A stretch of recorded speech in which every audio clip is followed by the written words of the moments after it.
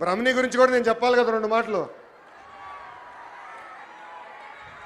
స్టాన్ఫోర్డ్లో చదివింది, తిరిగి వచ్చి కంపెనీలో ఇప్పుడు ఆమె పనిచేస్తుంది.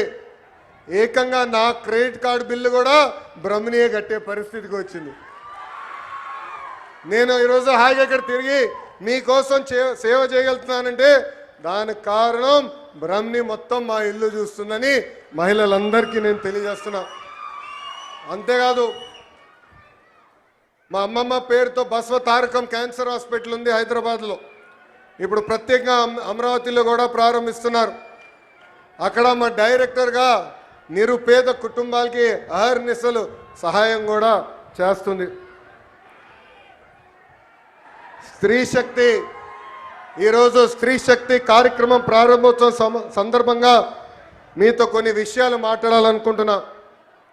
కొంతమంది మహిళల్ని కించపరిచే విధంగా మాట్లాడుతున్నారు.